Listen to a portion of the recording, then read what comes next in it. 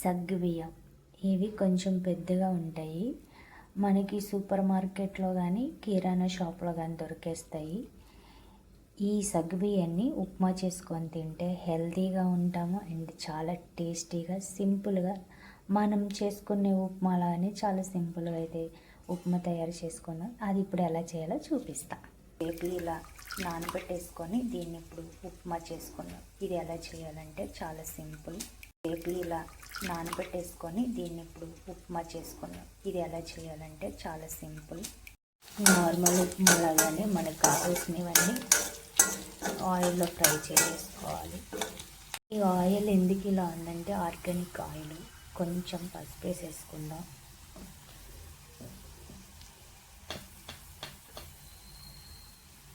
ఉప్పు కూడా కొంచెం వేసుకుందాం టేస్ట్కి తగ్గట్టు.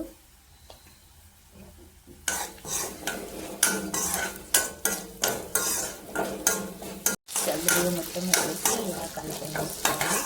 దీంట్లో ఎంత వాటర్ అయితే పడుతుందో అంత వాటర్ పోసేసుకోండి. మునిగేంత వరకు వాటర్ వేసేసుకుందాం. వాటర్ వేసేసాక ఒకసారి ఇలా కలిపేసుకుందాం. ఉప్పు సరిపోకపోతే మళ్ళీ ఉప్పు వేసుకోవాలి. సగ్గుబియ్యం మునిగే వరకు వాటర్ వేసుకోవడం వల్ల ఇదైతే చాలా మంచిగా ఉడుకుతుంది. దీనికి ఇప్పుడు మూత పెట్టేద్దాం. కొంచెం ఫ్రెష్ కొత్తిమీర కూడా తీసుకున్నాను. దీన్నైతే ఇలా చిన్నగా కట్ చేసుకున్నాను. ఉడికిపోయిన ఉప్మాలో వేసేస్తాను. అయిపోయింది కదా, ఉప్మా రెడీ అయిపోయి ఉంటుంది. ఉప్మా అయితే రెడీ అయిపోయింది.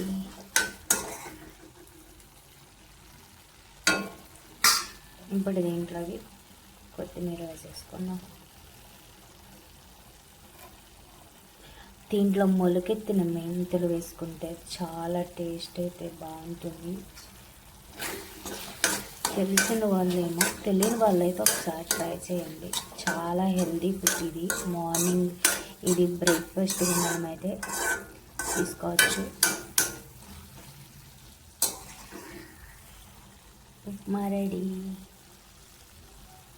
ఈ ఉప్మాని ప్లేట్లో తీసేసుకుందాం.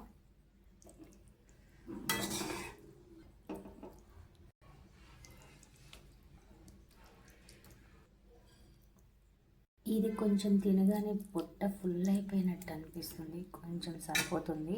నేనైతే దీనికి ధనియాల పౌడర్ యాడ్ చేసుకుంటున్నా.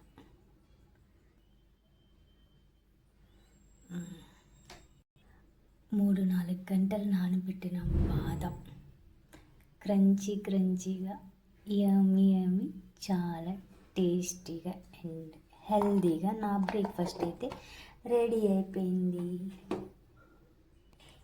ఉప్మాతో పాటు 1/2 కప్ కాఫీ.